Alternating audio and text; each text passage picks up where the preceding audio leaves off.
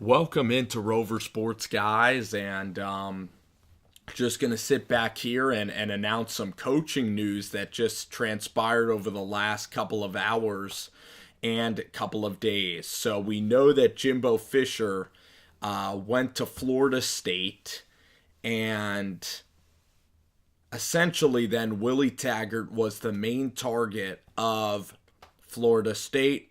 I want to applaud the Florida State Seminoles for getting Willie Taggart. I think that that's a very good hire, a solid hire, a guy that built up USF, South Florida, into a really good program, recruited very, very well at South Florida, and now he is going to be leading the Seminoles, a great young hire, a guy that I think could be there for 20 years. It really is his home.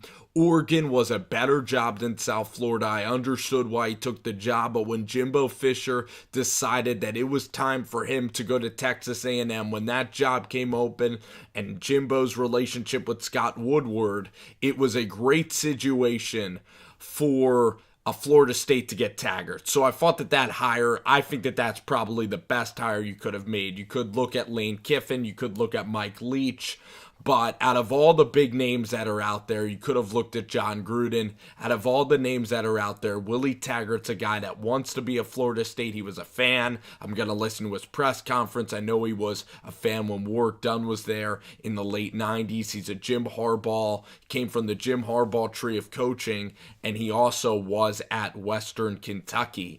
And that school produces a ton of football talent and acumen in the coaching field. So I think Willie Taggart's a very good hire for the Seminoles. I think he's going to do very well. He's going to recruit well. He's young, can relate to players. I don't have any qualms with that decision. The more interesting decision now is Chad Morris to Arkansas. And this hire is not a terrible hire, but it might not be a tremendous hire. The SMU defense struggled a lot under Chad Morris. Now, I know Chad Morris inherited a program where the coach essentially abandoned the program, and what he did with Ben Hicks and Cortland Sutton was great. I think that the greatest claim to fame of Chad Morris's career is being with Dabo during the rise of Clemson. And there's a story about Chad Morris where Chad Morris literally went to Deshaun Watson's freshman team 9th grade basketball game. That's how sure I think Deshaun was from Alpharetta, Georgia. Deshaun Watson then broke the Georgia state passing record. I think Jake Fromm might have actually taken that title from Deshaun Watson. Anyway, Chad Morris was on Deshaun Watson since the time he was 15 years old. And that's a testament to how well Chad Morris can recruit quarterback. Chad Morris also has a very unique offense that runs out of shotgun. And if you're going to compete in the SEC West, what you then will have to do is you will have to come up with an advantage that, schematically, because you're not going to out-talent the LSUs of the world.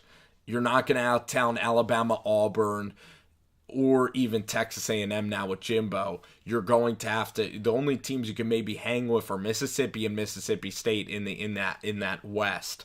But you look at Petrino and how successful he was with Tyler Wilson and McFadden and Peyton Hillis and the three-headed monster there. And that was an offense with Petrino. He's an excellent play caller, and he recruited guys that were fast and could play, like Matt Jones, like Malik Monk's brother, Marcus Monk.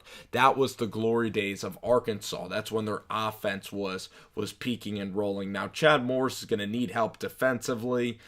Chad Morris, also, a lot of the reason why he was hired is Chad Morris was hired because he recruits the state of Texas at a very high level. And that's very important. Coming from SMU, Arkansas, they don't have great in-state talent, so you got to go to Texas and recruit well. I think that the hire is a pretty decent hire. Now, personally, I think Mike Norvell would have been very intriguing. I am a fan of Mike Norvell and his offense. He's from Arkansas. I think the ceiling is very high with him. I'm not sure why Norvell didn't pursue the Oregon job or is not pursuing it. I think he would have fit. I think he can fit great at Oregon. I don't know why Mike Norvell's name is being left out. I mean, what he did with Riley Ferguson is tremendous. Now, there's a couple of weird reports, like Neil McCready of Ole Miss said that there's some red flag issues with Mike Norvell, but maybe that's just in between circles now, in between the private circles. Now, Norvell is, again, like, hasn't had amazing defense, but Norvell seems like a rock star. And I think it would have been a bigger splash for Arkansas. Also, Arkansas, I'm not sure that they didn't want to pursue Mike Leach. I think Mike Leach will kill it. If I'm Tennessee, I'm looking actually at guys like Norvell, Mike Leach, over the Kevin Sumlins. I don't really want a Kevin Sumlin at Tennessee. Now, you have T. Martin. That is an offensive coordinator that's from Tennessee. I expect them to probably look after him. And like Vol Roadshow, I look at Brent Venables, and I want Venables more than I want Kevin Steele because I think Venables' leadership is great. And Kevin Steele, who knows if Kevin Steele wants to get into coaching. You also hear sometimes Mel Tucker's name floated out. So that's some news in the coaching sphere. Also, Central Florida hired Josh Heupel from Missouri. And I'm not in love with the hire. It's an intriguing young hire. It's not like the Herm Edwards hire at Arizona State. That is a peculiar hire.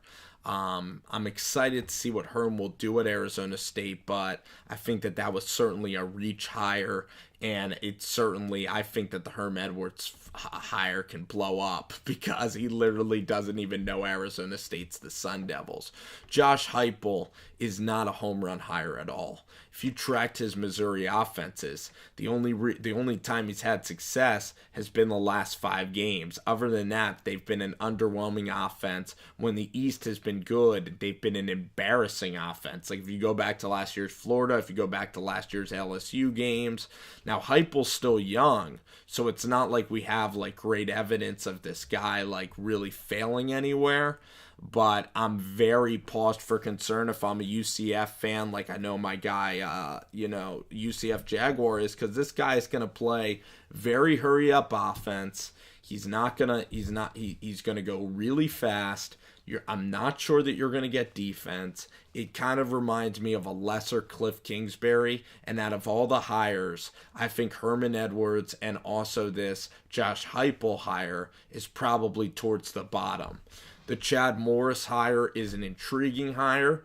I'm not ready to say. I got to listen more to his press conference, see how he can lead guys, but I think that that's an okay hire. I definitely think that it's, a hire that is a pretty safe hire. And I also look at Oregon, and Oregon should definitely look at Mike Norvell or a Mike Leach if they want to get that program back up and rolling. I don't think they should go Sumlin. I don't think that they should promote Cristobal, their offensive coordinator. You saw what happened with the head coach there that now works on Fox Sports, Mark Helfrich. So I think you should go, honestly, hire Norvell, Lane Kiffin, or Mike Leach. I think that those 3 guys are rock stars. Whoever gets those guys, I think that could be very intriguing. So we shall see. Still a lot of news left in the coaching sphere to remain. And it's funny that Chip Kelly did not take the Oregon job. So craziness going on in the coaching sphere right now in college football. Thank you guys for joining and listening in to Rover Sports. We should have a show up tonight. A lot to get to in the world of sports. And see y'all later. Thanks.